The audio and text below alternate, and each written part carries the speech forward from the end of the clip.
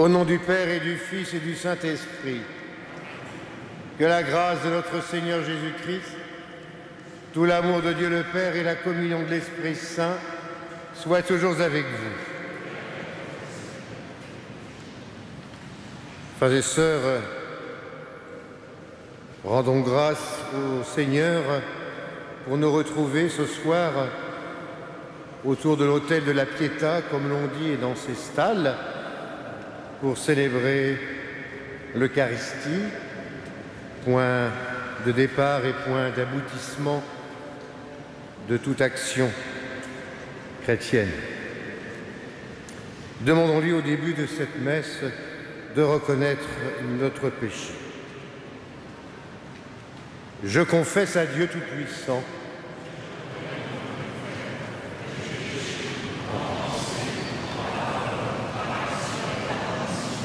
oui, j'ai vraiment péché. Quoi? Les gens ont tout ça.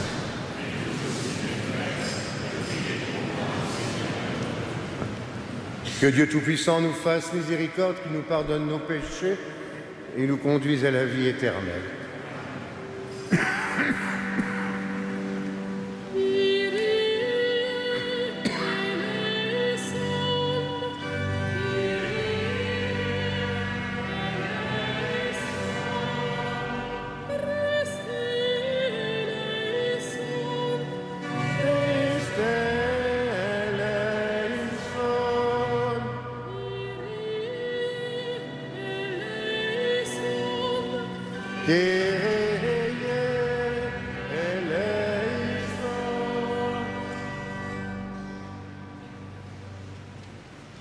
Prions le Seigneur. Nous t'en prions, Dieu Tout-Puissant, conforme notre cœur à la vérité de ce mystère pascal que nous célébrons dans la joie, qui nous protège par sa force et nous apporte le salut par Jésus le Christ notre Seigneur. Pouvons nous asseoir.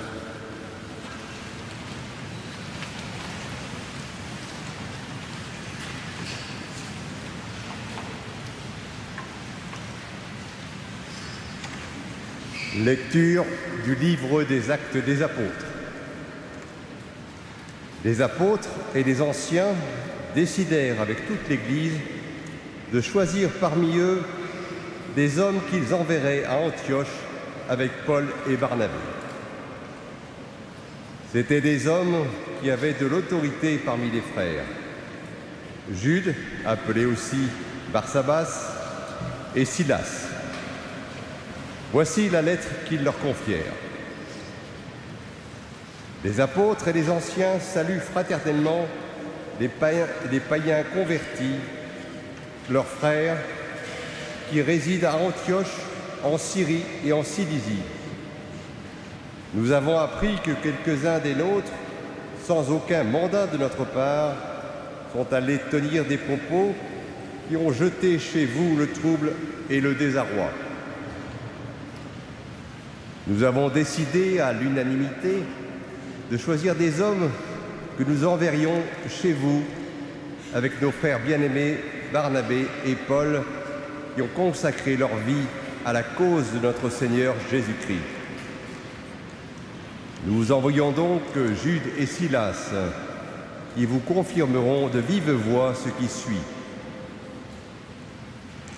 L'Esprit Saint et nous-mêmes avons décidé de ne pas faire peser sur vous d'autres obligations que celles-ci qui s'imposent. Vous abstenir de manger des aliments offerts aux idoles, du sang ou de la viande non saignée, et vous abstenir des unions illégitimes. En évitant tout cela, vous agirez bien. Courage. Alors, on invita les messagers à se mettre en route et ils se rendirent à Antioche. Ayant réuni l'assemblée des fidèles, ils communiquèrent la lettre. À sa lecture, tous se réjouirent de l'encouragement qu'elle apportait. Parole du Seigneur.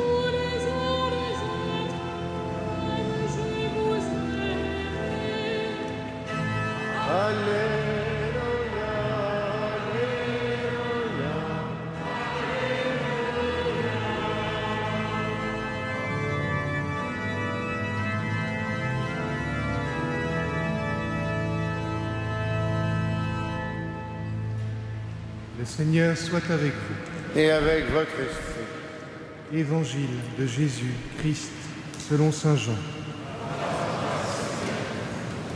À l'heure où Jésus passait de ce monde à son Père, il disait à ses disciples : « Mon commandement, le voici.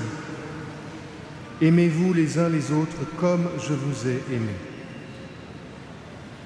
Il n'y a pas de plus grand amour que de donner sa vie pour ses amis. Vous êtes mes amis si vous faites ce que je vous commande. Je ne vous appelle plus serviteur, car le serviteur ignore ce que veut faire son maître.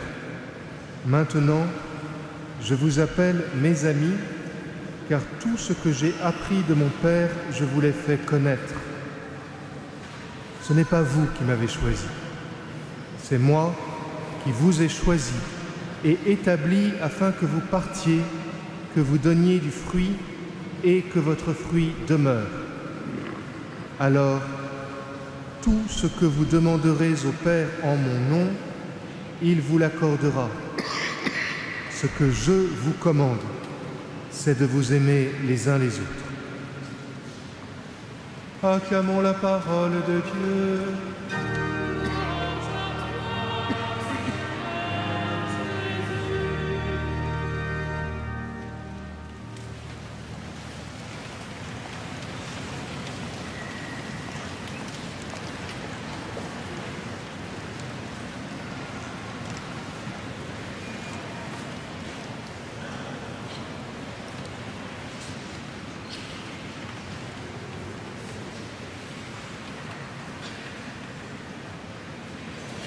À quoi pensez-vous que le pape François réfléchisse au moment où, dans quelques heures, il prendra la route de Jérusalem? Probablement, il se laissera guider par la liturgie d'aujourd'hui et ce texte de saint Jean. Ce que je vous commande, c'est de vous aimer les uns les autres.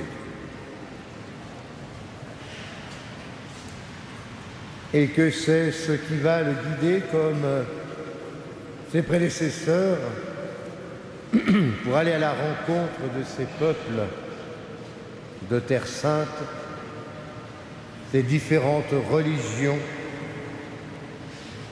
ces différentes cultures aussi, ces différents points de vue politiques partagés par tant de groupes différents, et pourtant appelés à être frères, parce que tous du même Père. Et le pape François va certainement redire ce que Jésus ne cesse de dire et qu'il tient lui-même de son Père.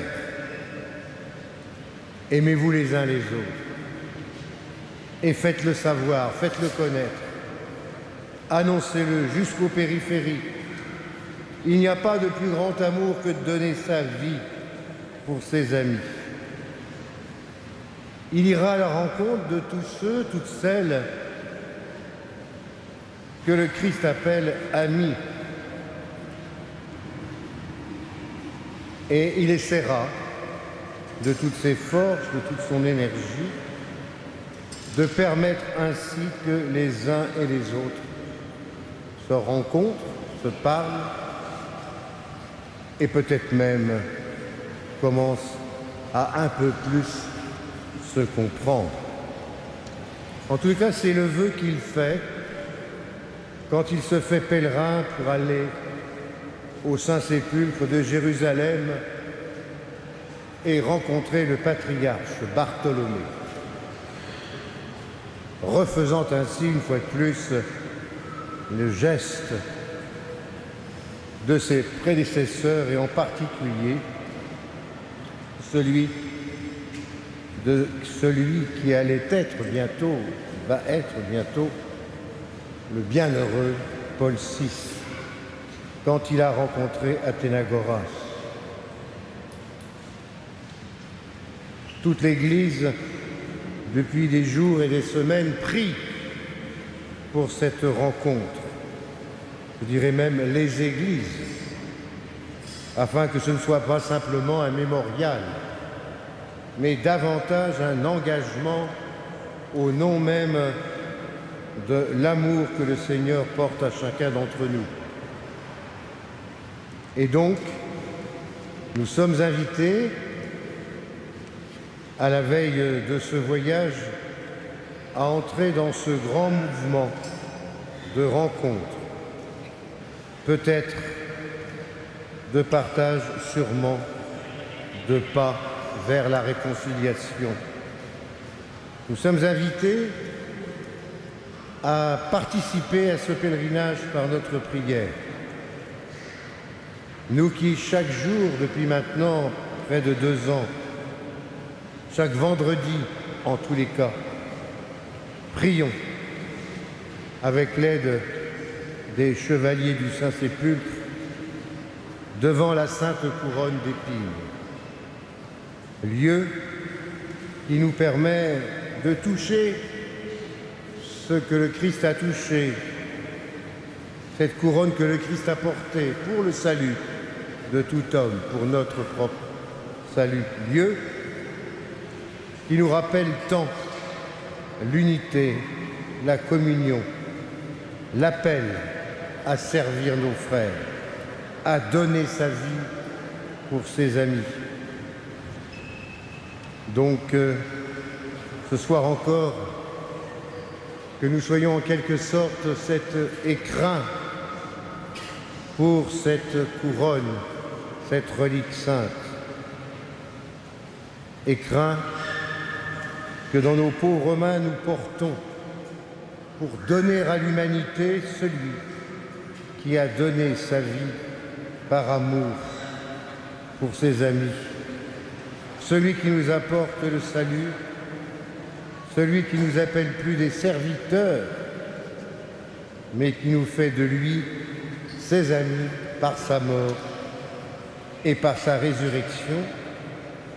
Il veut de toutes ses forces nous donner ce qu'il a appris de son Père pour que nous le fassions connaître, bien que cette Eucharistie soit précisément l'exact accomplissement de ce que Jésus nous commande, c'est que nous puissions un peu plus ce soir et demain nous aimer les uns et les autres.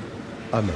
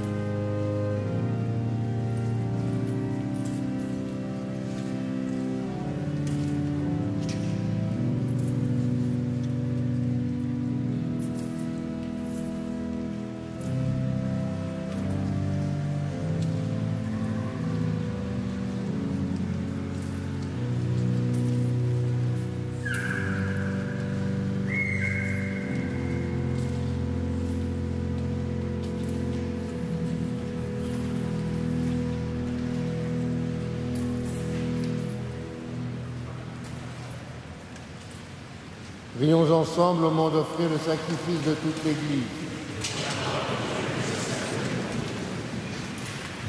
Dans ta bonté, Seigneur, sanctifie ces dons, accepte le sacrifice spirituel de cette Eucharistie et fais de nous-mêmes une éternelle offrande à ta gloire, par Jésus le Christ notre Seigneur.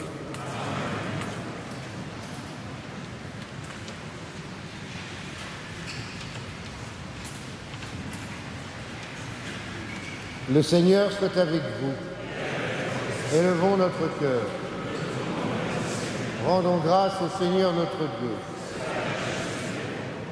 Vraiment, Père très saint, il est juste et il est bon de te rendre grâce toujours et en tout lieu par ton Fils bien-aimé Jésus le Christ. Car il est ta parole vivante par qui tu as créé toutes choses. C'est lui que tu nous as envoyé comme Rédempteur et Sauveur, Dieu fait homme, conçu de l'Esprit Saint, né de la Vierge Marie, pour accomplir jusqu'au bout ta volonté, rassemblé du milieu des hommes un peuple saint qui t'appartienne, il étendit les mains à l'heure de sa passion, afin que soit brisée la mort et que la résurrection soit manifestée.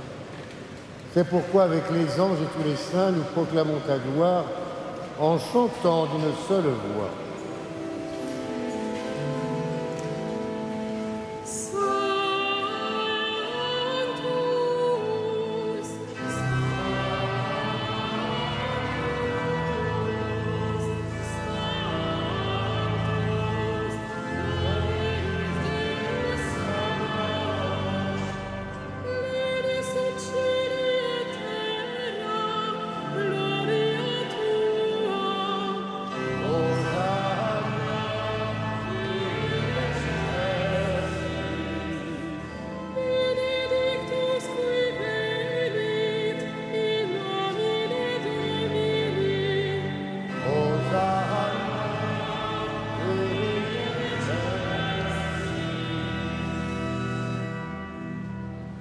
Toi qui es vraiment saint, toi qui es la source de toute sainteté, Seigneur, nous te prions. Sanctifie ces offrandes en répandant sur elles ton esprit, qu'elles deviennent pour nous le corps et le sang de Jésus, le Christ, notre Seigneur.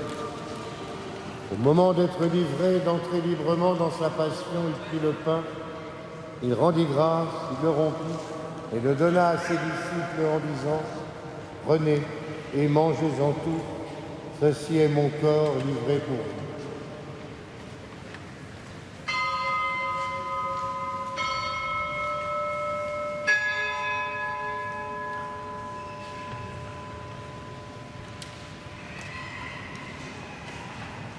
De même, à la fin du repas, il prit la coupe. De nouveau, il rendit grâce et la donna à ses disciples en disant « Prenez et buvez-en tous, car ceci est la coupe de mon sang, le sang de l'alliance nouvelle et éternelle, qui sera versé pour vous et pour la multitude en rémission des péchés. Vous ferez cela en mémoire de moi. »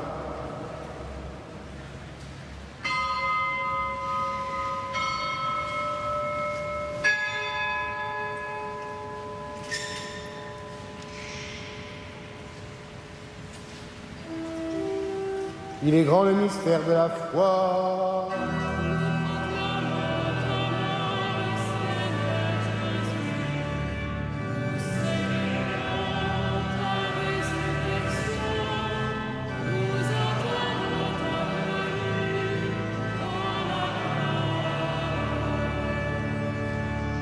Faisant ici mémoire de la mort et de la résurrection de ton Fils, nous t'offrons, Seigneur, le pain de la vie et la coupe du salut, et nous te rendons grâce car tu nous as choisis pour servir en ta présence. Humblement, nous te demandons qu'en ayant part au corps et au sang du Christ, nous soyons rassemblés par l'Esprit Saint en un seul corps. Souviens-toi, Seigneur, de ton Église répandue à travers le monde. Fais-la grandir dans ta charité, avec le pape François, notre évêque André et tous ceux qui ont la charge de ton peuple. Souviens-toi aussi de nos frères et sœurs qui se sont endormis dans l'espérance de la résurrection. Souviens-toi spécialement de Henriette Carmesis et de tous les hommes qui ont quitté cette vie. reçois-les dans ta lumière auprès de toi. Sur nous tous, enfin, nous implorons ta bonté. Permets qu'avec la Vierge Marie, la bienheureuse Mère de Dieu, avec Saint Joseph, son époux, avec les apôtres et les saints de tous les temps qui ont vécu dans ton amitié, nous ayons part à la vie éternelle et que nous chantions ta louange par Jésus-Christ, ton Fils bien-aimé. Par lui, avec lui et en lui. À toi, Dieu le Père Tout-Puissant, dans l'unité du Saint-Esprit, tout honneur et toute gloire dans les siècles des siècles.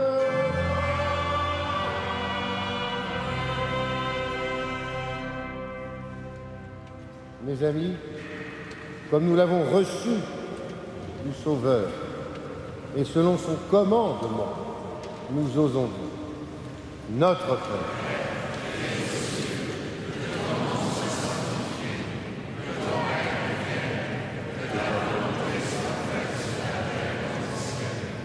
donne-nous aujourd'hui notre pain. Pardonne-nous les offenses, comme nous pardonnons aussi à ceux qui nous ont offensés. Et ne nous soumets pas à la tentation, mais délivre-nous du mal. Délivre-nous de tout mal, Seigneur, donne la paix à notre temps. Par ta miséricorde, libère-nous du péché. Rassure-nous devant les épreuves en cette vie, où nous espérons le bonheur que tu promets, l'avènement de Jésus le Christ, notre Sauveur.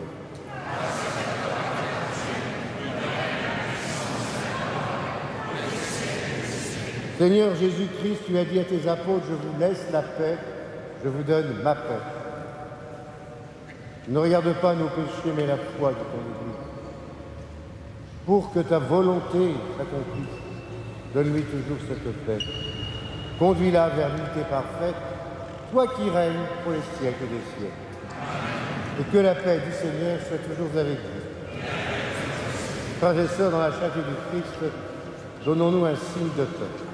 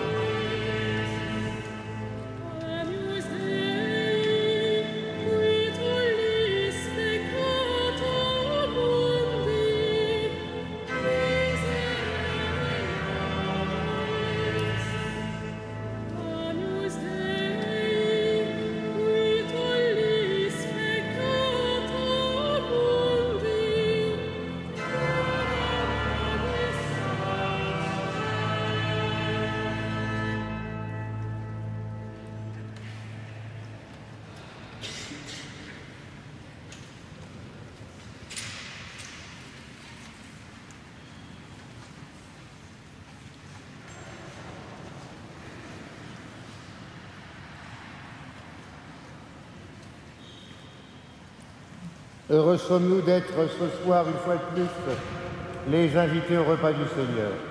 Voici Jésus, voici l'agneau de Dieu, celui qui enlève le péché du monde.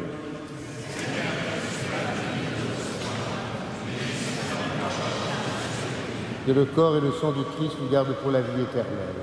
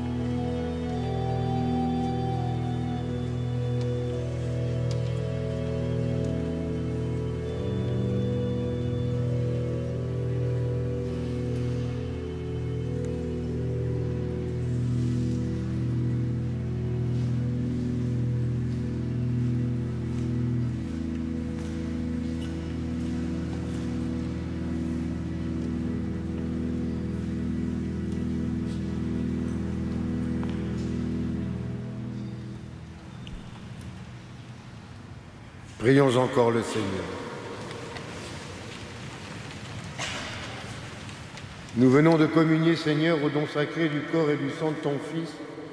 Nous te prions encore humblement que cette Eucharistie offerte en mémoire de lui, comme il nous a dit de le faire, augmente en nous la charité par Jésus le Christ notre Seigneur. Le Seigneur soit avec vous et que Dieu Tout-Puissant vous bénisse, le Père, le Fils et le Saint-Esprit.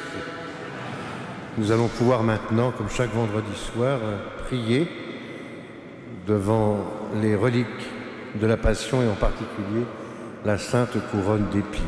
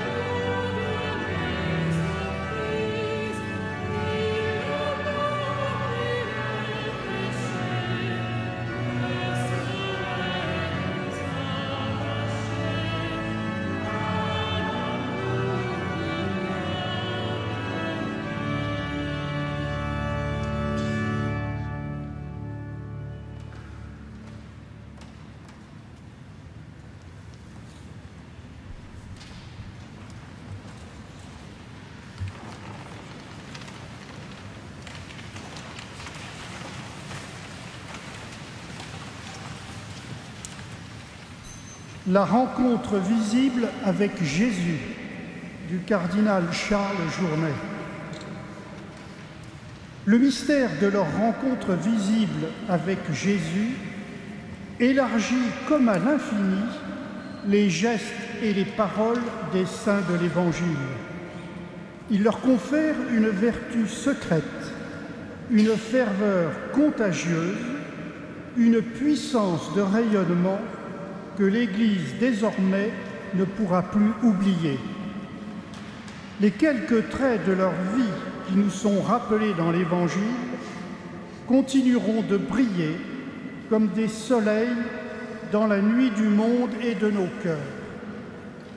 Ils forment comme les premières ondes d'une adoration qui se perpétuera tant que durera notre vie dans l'espace et le temps. À la question de Jésus aux disciples, « Et vous, qui dites-vous que je suis ?» il se trouvera toujours des âmes jusqu'à la fin du monde pour répondre avec Simon-Pierre, fils de Jonas, « Tu es le Christ, fils du Dieu vivant. » À la nouvelle question posée aux 12, « Voulez-vous vous aussi me quitter ?» toujours aussi notre foi répondra encore avec Simon-Pierre, « Seigneur, à qui irions-nous ? Tu as les paroles de la vie éternelle. » De la femme qui brise son vase de parfum à Béthanie, chez Simon le lépreux, le mot de Jésus demeurera toujours vrai. En vérité, je vous le dis, partout où sera proclamée la bonne nouvelle dans le monde entier, on redira aussi à sa mémoire ce qu'elle vient de faire.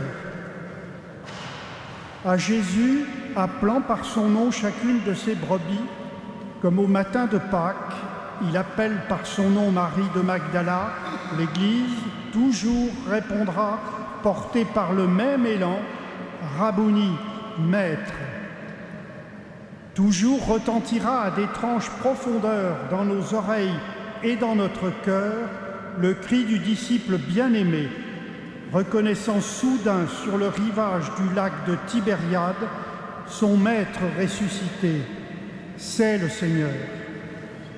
Et toujours aussi l'humble adoration de l'apôtre Thomas, mon Seigneur et mon Dieu.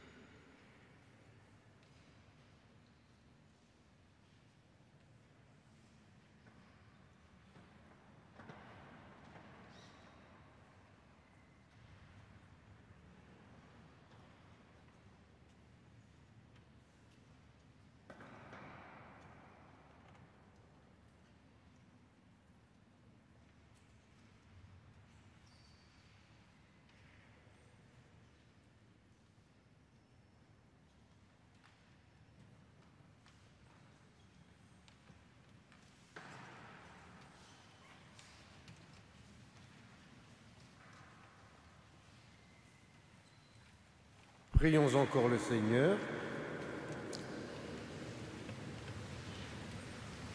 Aujourd'hui, Dieu notre Père, tu nous ouvres la vie éternelle par la victoire de ton Fils sur la mort et nous fêtons sa résurrection. Que ton Esprit fasse de nous des hommes nouveaux pour que nous ressuscitions avec le Christ dans la lumière de la vie, par Jésus le Christ notre Seigneur. Et comme chaque soir, à Notre-Dame, en communion avec tous les priants du monde entier, nous nous tournons vers Marie. Regina Celle.